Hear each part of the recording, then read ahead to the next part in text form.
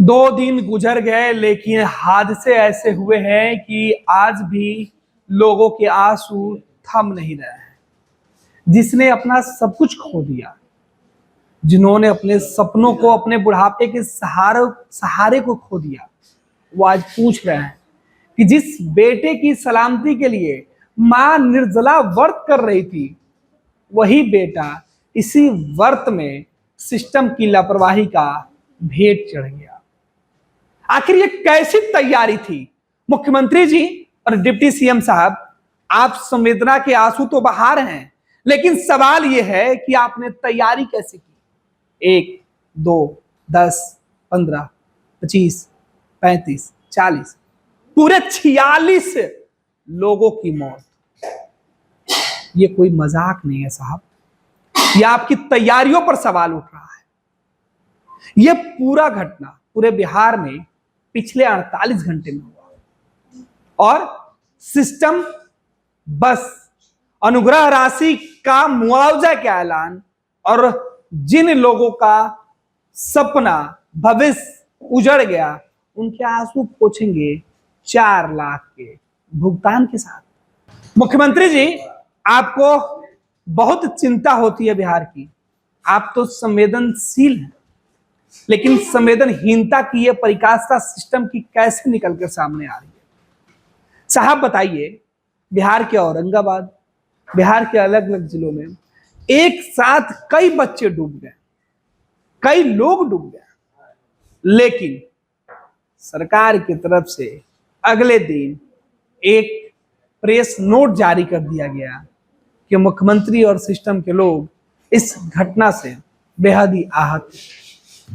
क्या लगता है, जो चश्मदीद हैं वो बता रहे हैं कि ज्योतिया की शाम में पूरे दिन निर्जला व्रत रखने के बाद अपने बेटे की सलामती के लिए भगवान से प्रार्थना करने के लिए नदी में, तालाब में, पोखर में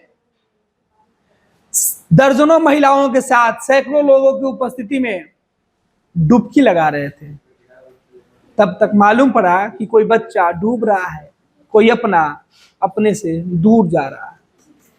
होश संभालते खोजबीन शुरू होता तब तक देर हो गई और देखते देखते बिहार से 46 दिए बुझ गए और इतने ही परिवार के गोदी सुनी हो गई। घर का वो रौनक खत्म हो गया, वो त्योहार जिसके लिए एक मां निर्जला व्रत कर रही थी, कठिन तप कर रही थी, वो त्योहार अब दुखों का पहाड़ लगने लगा था।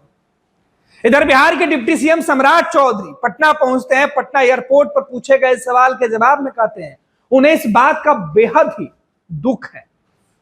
विपक्ष के लोग सवाल उठाते हैं सिस्टम पर, लेकिन संवेदना के इस वक्त जब लोगों के आंसू पोंछे जा रहे थे, उस वक्त राजनीति की रोटी भी सेकी जा रही थी।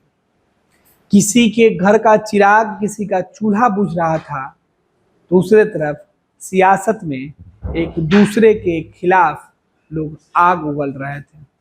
यह बिहार के सिस्टम और इसकी तैयारियों का एक बानगी है। दरअसल ये बातें हम तब कह रहे हैं जब जिवतिया का पर्व समाप्त हुआ, लेकिन गंगा घाट, नदी, पोखर, तालाब में जाने का सिलसिला खत्म नहीं हुआ है। लोग बाढ़ से जूझ रहे हैं और अब तो महापर्व छठ पूजा भी आने वाला है। अगर यही तैयारी रही और यही व्यवस्था रही तो ये जो संख्या 46 की है और भी दुखदाई हो सकती है। सिस्टम में बैठे लोगों से यही उम्मीद करता हूं कि कम से कम एक घटना के बाद सबक तो लेते हैं। कितने साल गुजरे अभी पिछले छठ का, वो दर्द और वो जख्म आज भी हरे हो जाते हैं। दशहरा पूजा का वो दर्द हरा हो जाता है। कितना जख्म बिहार के कलेजे पर सिस्टम के लोग देंगे? कब तक अपनी महत्वाकांक्षी योजनाओं के आगे गरीबों के सपने रौंदे जाएंगे? हमारे और आपके इस त्योहारों के नाम पर, व्यवस्थाओं के नाम पर लापरवाही करके थोड़ी सी चूक बड़ी सदमा देकर जाएगी। लेकिन ना सिस्टम में बैठे लोग संभल पाते हैं और ना ही पुरानी घटनाओं से सबक लेते हैं। अभी तो ये 46 लोगों की बात हम कर रहे हैं, छठ पूजा आने वाला, पूरे प्रदेश में इसकी धूम होगी। तैयारियों की भी खूब चर्चा होती है, लेकिन अक्सर तैयारियां धरी की धरी रह जाती हैं। और ये जो तस्वीरें हैं वो आपके रोंगटे खड़े कर देंगी। तस्वीरें हम आपको बहुत हद तक नहीं दिखा पा रहे हैं क्योंकि आप भी इतने पत्थर दिल नहीं हैं कि जो इन तस्वीरों को देखकर खुद को रोक पाइएगा। संवेदना के बोझ में दबे हुए हर व्यक्ति रौंदे गले से इनकी चीख पुकार सुनकर व्यथित हो जाता है। लेकिन सिस्टम में बैठे हुए लोग बस 4 लाख का अनुग्रह राशि का मुआवजे की बात करके इनके आंसुओं को पोंछकर इनके कलेजे पर जो बोझ है उसे हल्का करने का कोशिश करते हैं। लेकिन सवाल तो उठेगा साहब कि आखिर किसी त्योहार के मौके पर कैसी तैयारी आपकी थी? आखिर इसी तैयारी पर क्या आप बड़े आयोजन करेंगे? पनोरमा ग्रुप, जो सोचता है वो करता है। आपके अपने सपनों का आशियाना। ये लो मुंह मीठा करो, आज मैंने अपना जॉब छोड़ दिया। अब हम पूर्णिया वापस जाएंगे। जॉब छोड़ दिया है? मतलब ये घर कैसे चलेगा? हम करेंगे क्या? और माँ बाबूजी क्या बोलेंगे? इसलिए मैं एक और मिठाई का डब्बा लाया।